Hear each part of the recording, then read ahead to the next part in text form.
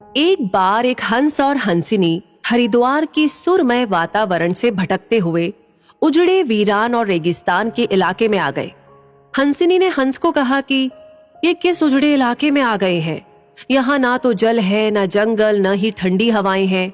यहाँ तो हमारा जीना मुश्किल हो जाएगा। भटकते भटकते शाम हो गई तो हंस ने हंसिनी से कहा कि किसी तरह आज की रात बिता लो, सुबह हम लोग हरिद्वार लौट चलेंगे। रात हुई तो जिस पेड़ के नीचे हंस और हंसिनी रुके थे उस पर एक उल्लू बैठा था। वो जोर से चिल्लाने लगा। हंसिनी ने हंस से कहा, अरे यहाँ तो रात में भी सो नहीं सकते, ये उल्लू चिल्ला रहा है। हंस ने फिर हंसिनी को समझाया कि किसी तरह रात काट लो, मुझे अब समझ में आ गया है कि ये इलाका वीरान क्यों है।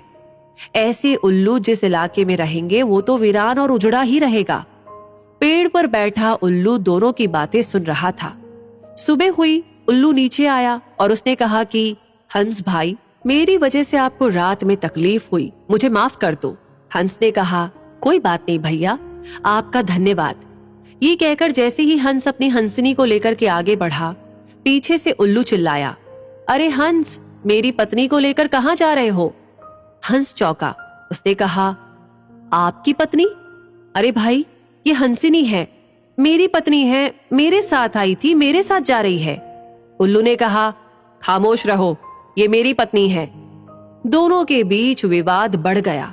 पूरे इलाके के लोग एकत्र हो गए। कई गांवों की जनता बैठी, पंचायत बुलाई गई, पंच लोग भी आ गए।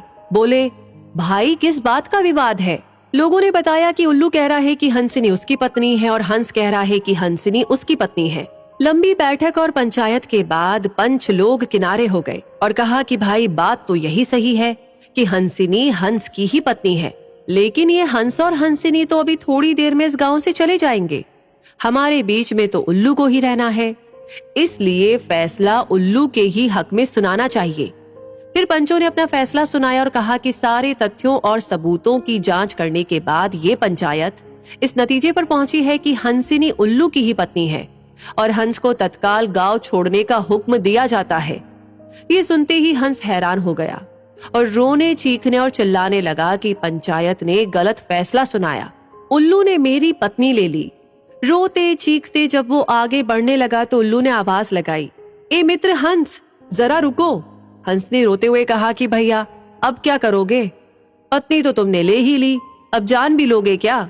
उल्लू ने कहा, नहीं मित्र, ये हंसिनी आप ही की पत्नी है और हमेशा रहेगी।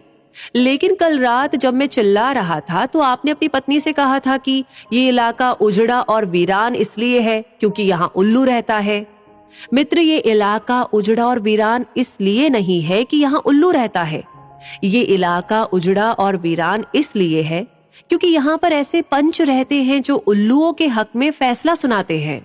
शायद 65 साल की आजादी के बाद में भी हमारे देश की इस बुरी दशा का मूल कारण यही है कि हमने उम्मीदवार की योग्यता न देखते हुए हमेशा ये हमारी जाति का है, ये हमारी पार्टी का है, इसके आधार पर अपना फैसला उल्लुओं के ही पक्ष में सुनाया है।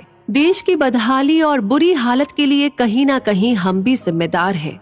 तो दोस्तों, इस कहानी के बारे में सुनकर आपको क्या लगता है कमेंट सेक्शन में लिख करके जरूर बताएं। लाइक ऑलरेडी कर दिया है तो शेयर करना ना भूलें और हमेशा ऐसी कहानियों के लिए, इंस्पायरिंग कहानियों के लिए हमारे पेज को फॉलो करें। मिलेंगे बहुत जल्दी ही, तब तक के लिए आपसे कहूंगी धन्यवाद।